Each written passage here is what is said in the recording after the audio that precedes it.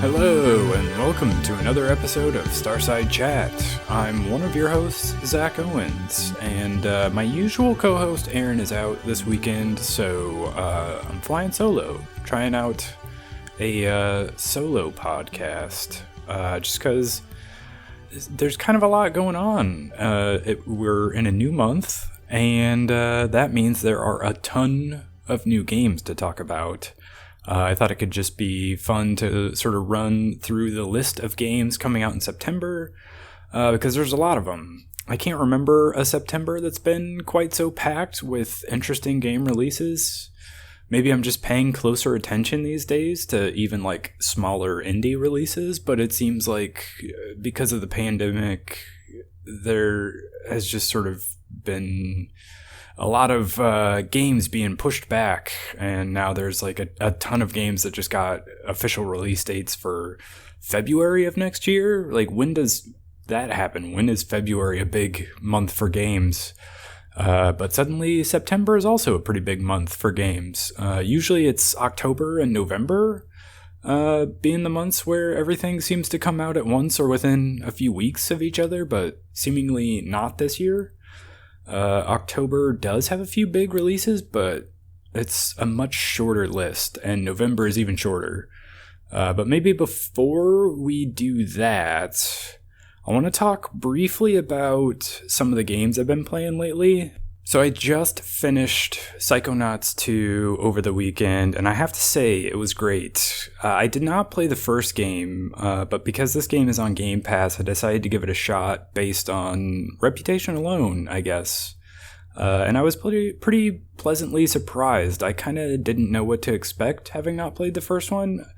But this game was really good. It's a trippy sort of platforming collectathon style of game, where you play an intern in the Psychonauts, which is sort of like a psychokinesis version of MI6, kind of like a kid-friendly James Bond, where you're on a path to become like a special agent, but where all the agents use like special brain powers.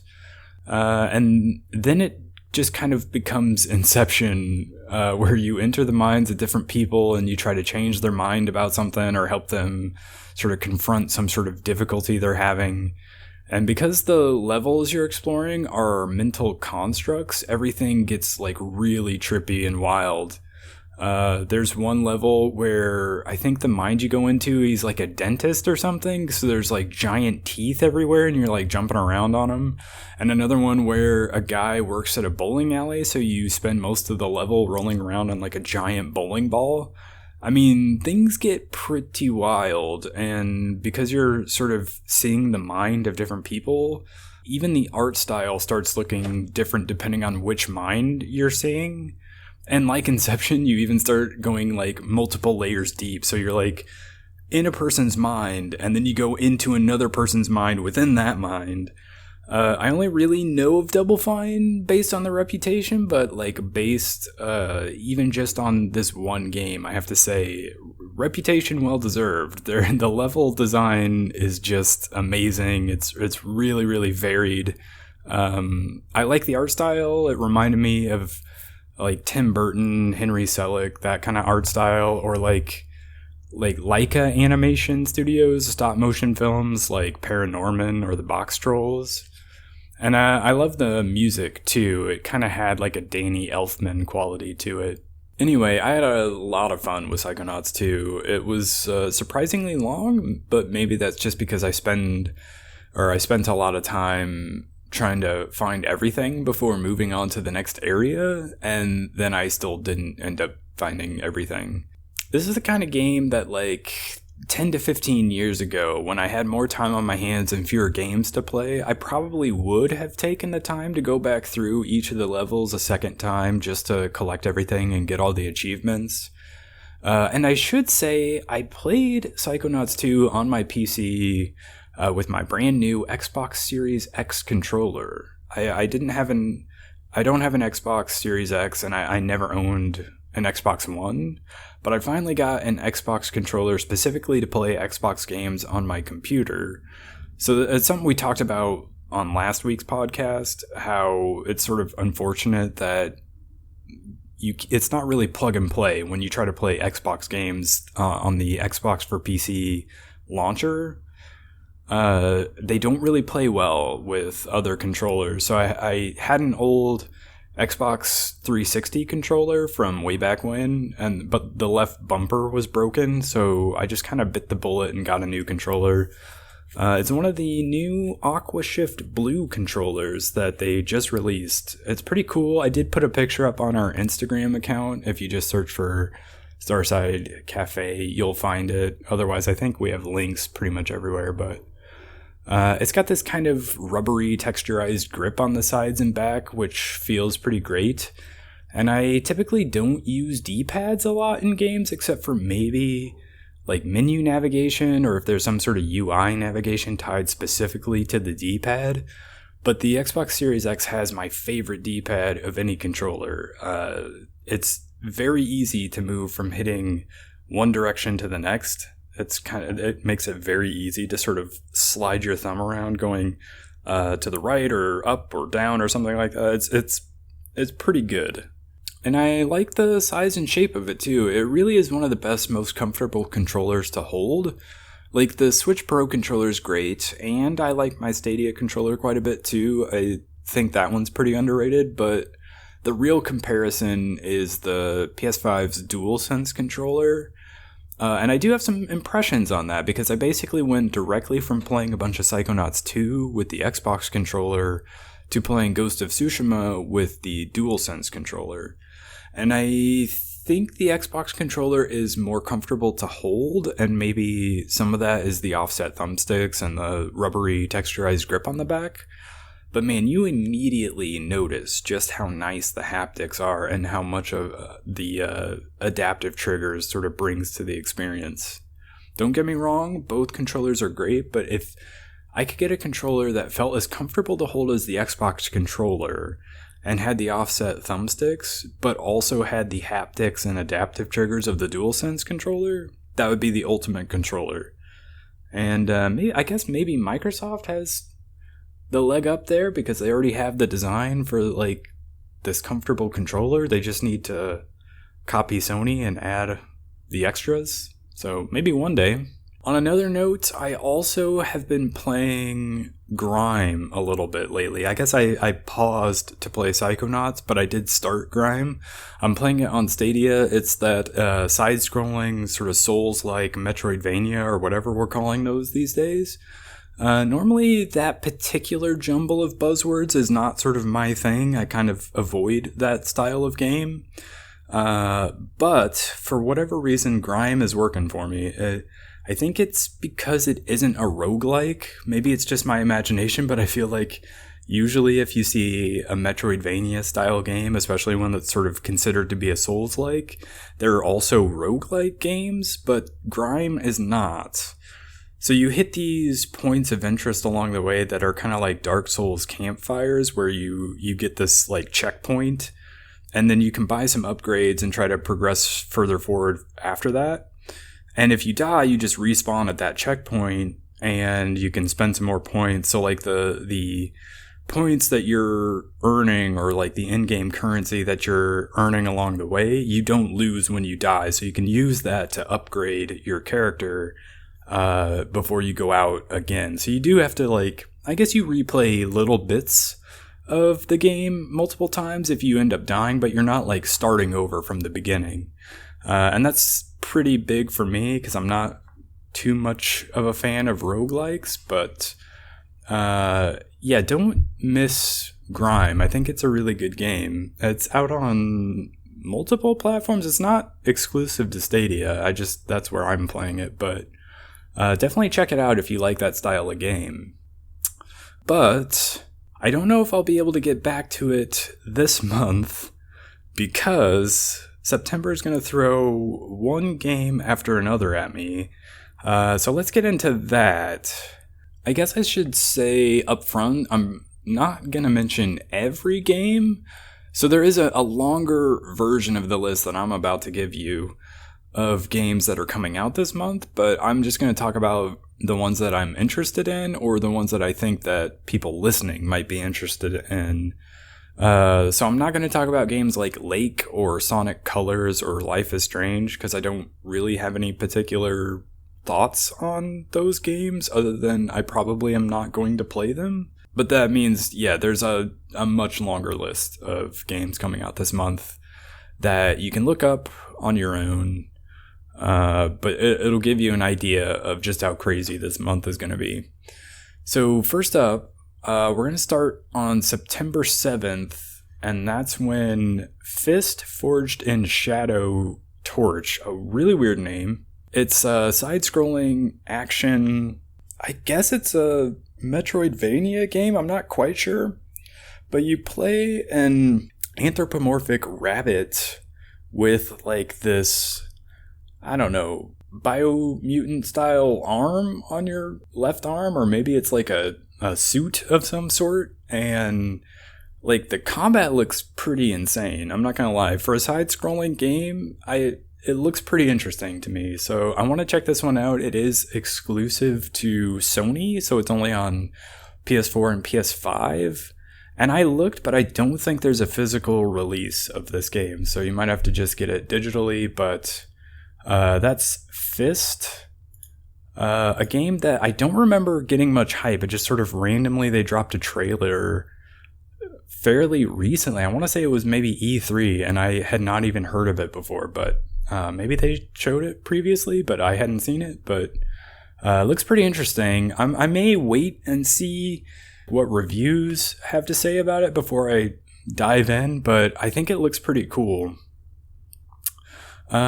Skipping ahead, there is, well, I should say, for Aaron's sake, Vampire the Masquerade Blood Hunt is coming out on September 7th. This is not a game that particularly appeals to me, but I know Aaron's a big fan of Vampire the Masquerade, so maybe he will have some thoughts on that in a future episode. We'll see. On September 10th is Lost in Random. This one stood out to me almost immediately. It's an EA game. It's like an indie game, but it looks like a Tim Burton game where you're a little girl, and I think you have a sister who is taken by some big scary creature, and you're sort of off to go like rescue her, and you have this like dice piece with you, and I'm not quite sure how that plays into the gameplay, but I really, just looking at the art style of this, I was like, oh, I'm gonna play this for sure. I'm not even sure what style of game it is, but it looks great, and I'm all about interesting art styles. You can suck me in with those even if it's not particularly the style of game that I would normally play. So this one caught my attention when I saw a trailer for it.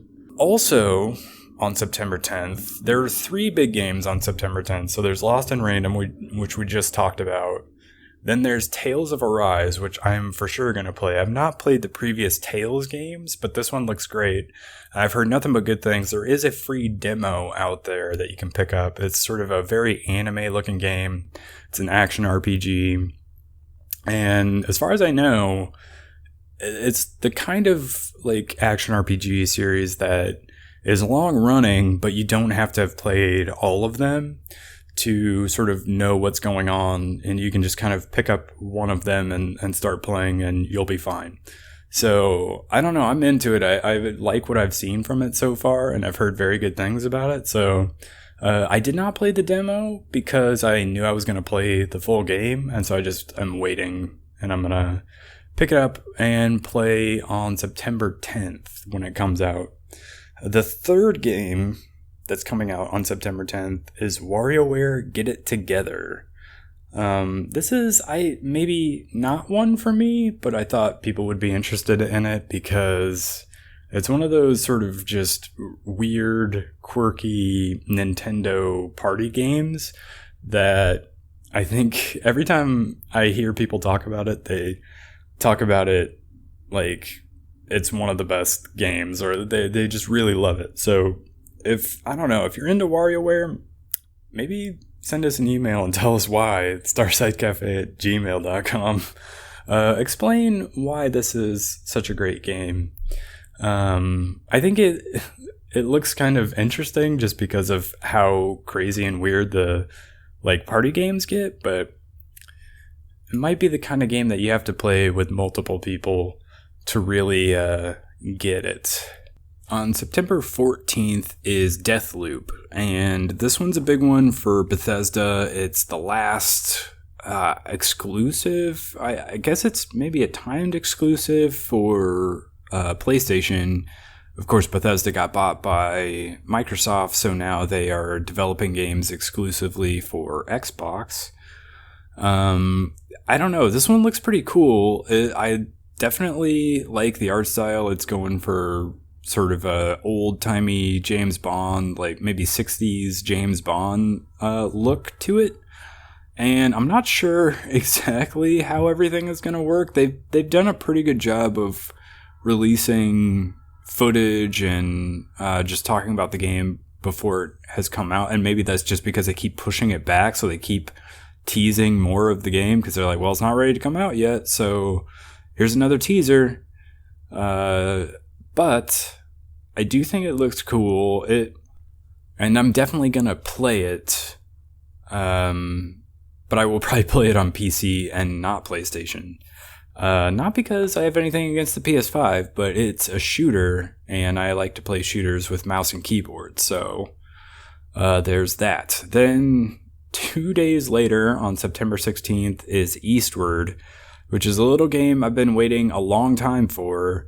Love the art style of this one. I don't know how to explain it. You have to look up the trailer for Eastward. It's sort of I want to say a retro style, sort of almost isometric looking game, but like with a really, really cool art style.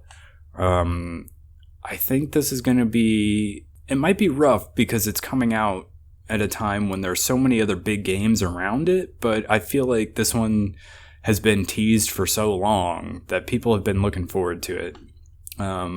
My worry is that people will miss it because so many other games are coming out at the same time. But I've been looking forward to it for a long time. It's coming out on PC and Switch. Might be one of the best indie games of the year. At least that's my hope. We'll see. Then, on September 21st is Kena Bridge of Spirits. And this one, I don't know. This one, I may also wait on this one and see how it goes. Maybe not just because I have a ton of other things to play, but also just because I kind of want to see what the reviews are for this one. But it looks, I don't know, it looks like it could be a pretty good one. It could be a fun, like, action, sort of third-person game. I don't know that I have seen very much hype for this one, but I think it looks kind of like it'll be sort of like a Ratchet and Clank situation where it's like a third-person action game that sort of has the feeling of watching a Pixar movie, but you get to play and take part in all the action. That's been my impression just from the previews I've seen of it. And so I think it looks pretty good, and it might be sort of a sleeper hit. We'll find out, I guess. Then shortly after that, on the 24th, is Death Stranding Director's Cut. I already played Death Stranding, so I probably will not pick this up, but I guess if you didn't play it, here's an opportunity. It's coming out on PS5. I guess you have to have a PS5 and have not played Death Stranding before, but not sure the extra. I don't understand what they mean by Director's Cut, because Kojima is the director, and also it's his studio, so did he force himself to cut things and then he put stuff back in? I guess I don't know what director's cut means in the video game world, so we'll find out. But I don't think I will play it. Maybe I'll just watch some videos on it and we'll see. But on the same day, also September 24th, is Lost Judgment. Now, this is that spin-off of the Yakuza series. I didn't play the first one, but I do own it. I just have not played it. I don't know. I like that this series exists as a spin-off, especially since it's kind of a weird thing. Yakuza is going away from the action-oriented combat to a turn-based RPG style of combat. And so to just sort of have something like another series that maintains the more action-focused combat, they made a spin-off that's a little bit like a detective series. It's an interesting story, and I don't know. This might be one that I try to come back to later. I don't know that I will jump into this immediately, especially since I did not play the first one. I might have to try to find time to get through the first one and then pick up with Lost Judgment. But on September 28th, there's a game called Lemniscate coming out. I think this one's coming to Game Pass. Otherwise, it's coming out on pretty much everything, and it looks really interesting to me. I saw some people playing sort of a preview of this game. They may have had access to like a beta, but it's basically turn-based first-person shooter, sort of like a hero shooter, multiplayer PvP, and all of that put together, I could not wrap my head around until I actually saw it play out. And so the way it works is you have access to all these different heroes that have different kits and different guns and different abilities, and then you take turns, and the first person will take one character at a time, and you try to run in to the level, and you try to capture something. It's a little bit like capture the flag, I guess. At least the part that I saw was you grab the flag or some sort of item, and then you return it to your base, and that scores a point. And then it's the next person's turn, and they get to pick a character to try to counter the character that you just used. And when their turn starts, whatever actions the person took on their first run, that will play out. And so that person gets a chance to sort of run in, and they can just shoot that person and kill them. And if they do that and stop that person from capturing that item, that stops them from getting a point. And then maybe they can finish up their turn by grabbing the item and scoring for their team. And then it's the next person's turn, and they get to pick a different character. And so the point is, every time you get to take a turn, the actions that you take play out. So with your second turn, you might even go up and try to kill the last character your opponent played to prevent him from killing your first character. And so it goes on, where it's this kind of back and forth where you're trying to score points, but you're also trying to outmaneuver your all the other characters that the enemy has just played. It's a really interesting thing. I haven't really seen anything like it. I'm curious if this is going to take off as sort of a fun, interesting, competitive thing on like Twitch.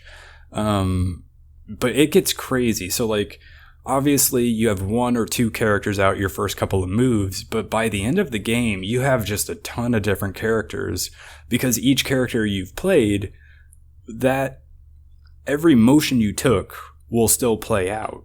And so suddenly you're playing a new character like 5-6 turns in, and all your previous characters are also doing whatever you did on that previous turn. And so it gets pretty wild after a little while. So I think it's one to watch. It's definitely interesting to me, even though I don't play a lot of multiplayer games anymore. I think that one might be pretty fun to watch. And then on September 28th, so another day where there are multiple games coming out, New World. This is Amazon's MMO that I feel like I've seen a ton of people playing, just from beta opportunities throughout the year so far. I feel like I've seen a lot of this game, and I think it is interesting to me. The combat looks maybe a little better than some of the other MMOs I've seen. I don't know if I would go as far as to call it as good as most like standard third-person action RPG games, but I think it looks pretty good. Typically, it's a safe bet to just wait and see with these things. I don't think I'll pick it up immediately. I may let reviews come out, see what they have to say, and also just sort of give the team an opportunity to work on the game a little bit. These things usually come out and are not great at launch, and they take a little while to improve. That has been the case for a lot of games like this. So I'll keep an eye on it for sure, but it may be a wait and see situation. But I'm interested. I do think it looks pretty good. So interested, but in wait and see mode with it. Next up on September 30th is a game called Astria Ascending. I don't know if I'm saying it right, but this is sort of an old school looking, almost Final Fantasy-esque RPG. I kind of like those games where they are, like 3 or 4 characters on the left side of the screen versus 3 or 4 characters on the right hand side of the screen, and you're picking attacks and queuing up attacks, and they have this very fantasy look to everything. This is that kind of a game, and it's a turn-based RPG, and I kind of like the art style of it. I think it was Game Informer did a new gameplay today last month, and it looked kind of good. I'm interested in this game. I like that style, so I guess this is one that is on my radar. Along with another game coming out September 30th, it's another game that is also an RPG that has 3 or 4 characters on the left-hand side of the screen and 3 or 4 characters on the right-hand side of the screen. But this one's a roguelike, and it's called Rogue Lords. I feel like I didn't see this one at E3, but when I was going back through looking at different trailers for E3, I saw this one pop up. And again, I don't remember seeing it anywhere, but I saw a trailer after the fact and thought it looked kind of interesting. So it's a turn-based RPG that's a roguelite, and I like the art style. It looks kind of hand-drawn. It looks like you are playing as characters kind of like Dracula. There is like vampires and demons and that kind of thing. I don't know. I like this style of game. I'm not the biggest fan of roguelikes, but I do like turn-based RPGs, and I kind of like the art style for this one, so I do think I will play it. But with 2 of them coming out sort of side by side on the same day, 2 sort of turn-based RPGs with that style of gameplay, I'm not sure which one to concentrate on. It might actually be Rogue Lords. Just, I don't know. We'll wait and see. I'm in wait and see mode, I guess, with a lot of these, but I think Rogue Lords looks pretty cool. Definitely look up a trailer if you've not seen this game yet. And that's it. That's it for September. Like I said, a lot of other releases coming out in September. A lot of things I did not talk about or didn't cover. If there are ones that I did not mention, let me know in the comments, or send us an email at Starside Cafe, and Starside Cafe at gmail.com, I should say. And maybe we will talk about that on the next podcast. In October, just like a handful of games that I'm interested are coming out in October. So first up, that Jet the Far Shore game, that's a PlayStation exclusive. I don't even know what kind of game it is. It looks like the art style kind of reminds me of No Man's Sky, but you're like flying a jet around, and I'm not I guess you're picking up things, you're collecting different things, but it's one that seems like because it's a PlayStation exclusive, it has kind of gotten, and it has a cool art style too. It seems like it's gotten quite a bit of attention, and so it's one of those that I probably will check out when it comes out. But the big ones, the big games for me in October are Far Cry 6, Metroid Dread, and Battlefield 2042. Those are the ones that I can say for sure I will be playing. I've played the Far Cry since Far Cry 4. I did not play the earlier ones. I guess I did play Blood Dragon, which was sort of a shorter release after Far Cry 3. I liked Far Cry 4, and I thought 5 was just okay. I thought the graphics were pretty amazing, but overall I thought it was just okay. Far Cry 6, I think it could be pretty good. I've seen some pretty crazy stuff in the previews that have come out for it. You have a lot of crazy weapons, and like you can have a pet alligator, so I mean that seems pretty cool. Metroid Dread, again, I'm not a huge fan of Metroidvanias usually, and like Metroid obviously is going to be a Metroidvania. But I like, it's one of those series I want to like because I like the art style. I like how it's sort of almost alien inspired. I definitely want to play the series and get into it and understand it and like it. And I worry that if we don't buy Metroid Dread, they will just stop making Metroid games, because it's not been a super seller for Nintendo, unfortunately. And I think I'm more interested in Metroid Prime, but they keep delaying that one, keep pushing it back, and we get this instead. But I'm going to pick it up, and we'll see. But I am a big Battlefield fan. I have played most of the Battlefields. I was definitely a big fan of the Bad Company era in the franchise, and I did pick up Battlefield 1 and Battlefield 5. The naming convention for these is just awful. But 2042 is future warfare. And so that is more appealing to me than Call of Duty Vanguard, which is coming out in November, and they're going back to World War II again. So definitely Battlefield, I will be playing that. I think I'm still subbed to EA's, whatever their subscription service is called now. It's had like 8 different names, and the one on PC is different. It's like Origin Access something or other. It's something like that. And so I should be able to download this for free, or for no additional cost, I should say.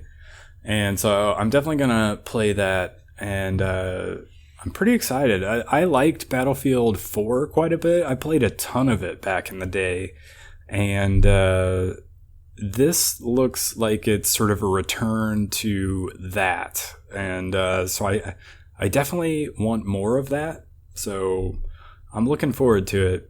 Plus, it's coming out later on in the year when there's not a lot of other things that I'm like chomping at the bit to play. So it might be like the perfect time for a game like that to come out and just sort of take over my free time.